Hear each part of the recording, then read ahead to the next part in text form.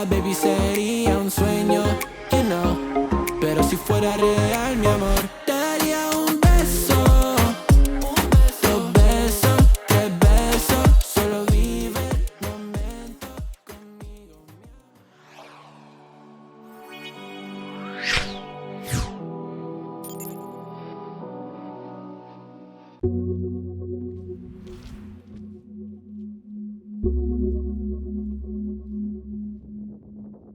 Hello guys, I'm Ursusborn Travel, and this video is about the beautiful island of Madeira. To start with, we find ourselves in the mystical primeval forest Fanal. This beautiful forest is one of the last bay leaf forests in the world. It is also on the UNESCO's World Heritage List.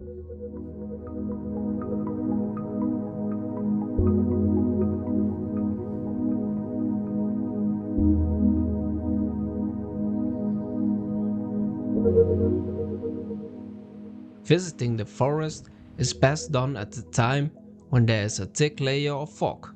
This is usually the case in the morning, but we speak from our own experience that the fog does what it wants, and chances are you will have to try more than once. At least if you want to see the primeval forest in the fog. But even without the fog, the forest is definitely worth seeing. For example, at sunset, as we show later in the video, you can see the sun setting behind the mountains from Fanal. Definitely put this activity on your bucket list when you go to Madeira.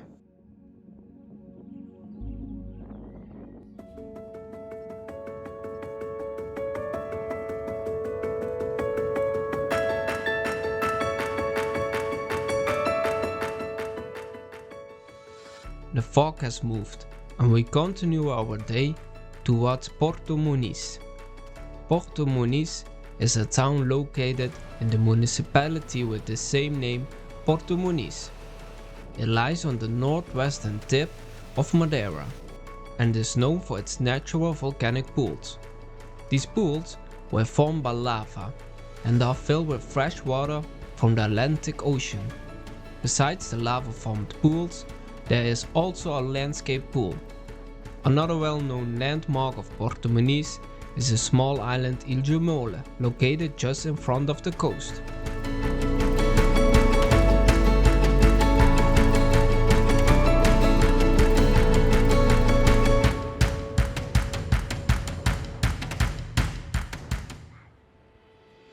We got up early to be successful on our third attempt with the fog in the primary forest of Fanal.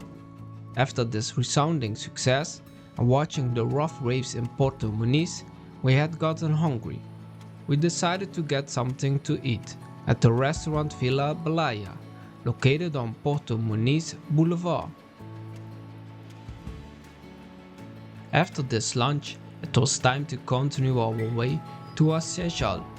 But not before I ask you guys that if you like the video so far, don't forget to subscribe. Most viewers are not subscribed yet, and it helps me incredibly in making these videos.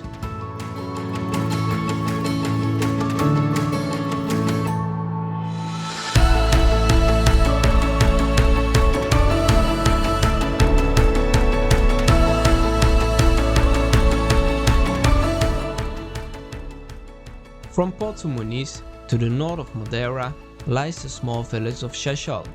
In times of good weather, you can perfectly combine Seixal with swimming in Porto Moniz natural pools. Seixal has two beautiful sandy beaches, one of which we visit. This is Praia do Porto do Seixal. This beach is known for its black colored sand, and many who go here claim to feel like they are on Hawaii. We, on the other hand, have never been to Hawaii, so unfortunately we cannot confirm this. What we can confirm is that it's one of the most beautiful beaches in Madeira. Its size, green surroundings, black sand and perfect waves make this beach our favorite. Unfortunately, due to the weather, we did not stay here for very long and continued our route along the north side of Madeira.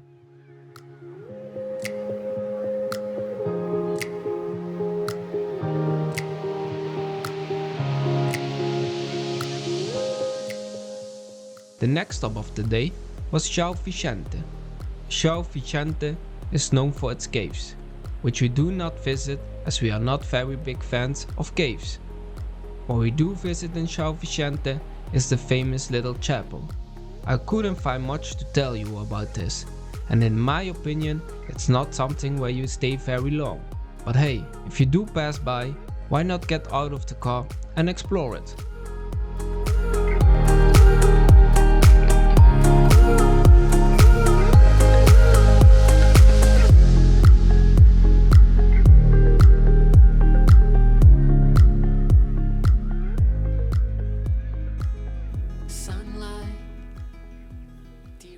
The end of the day was approaching, and we decided to finish it at the place where we had started, at the primary forest of Fanal. As mentioned in the beginning of the video, the best time to visit this place is at the time when there is a thick layer of fog. However, it is also absolutely worth it at sunset, as these shots will prove. In the meantime, stay tuned, because on day 2 we will do many more things you need to know before heading to Madeira.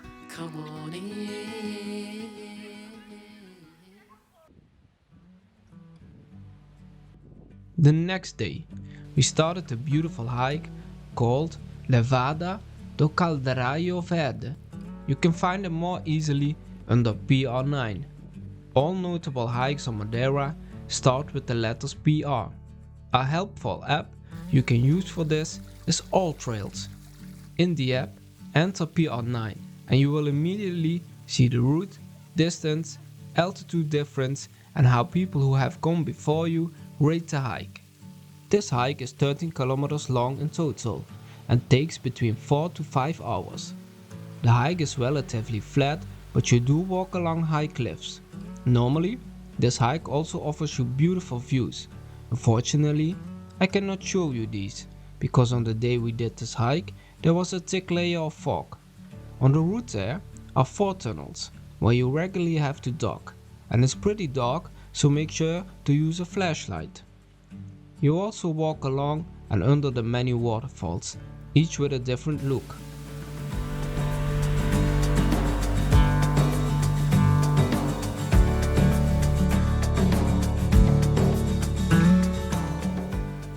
After about 2 hours of hiking, you reach one of Madeira's highest waterfalls, the Caldeirao Verde waterfall.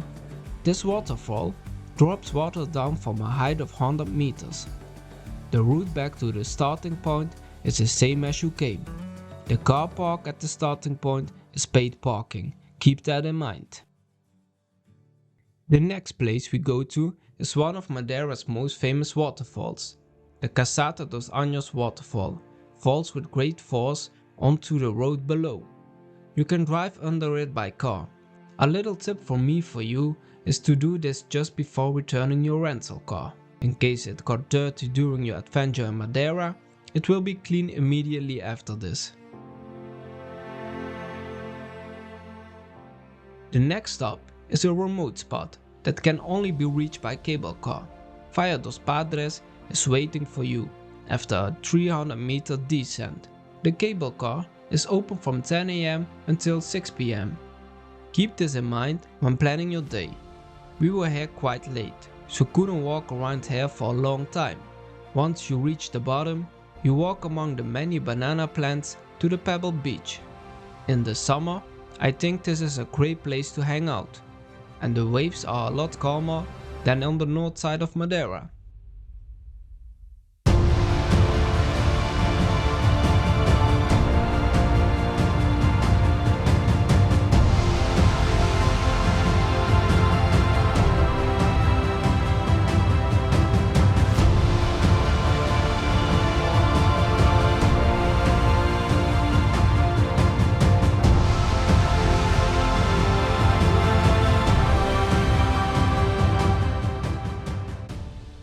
Given that it was almost 18 o'clock, we had to hurry to get back to the cable car in time to finish our day and the video in one of Madeira's prettier villages.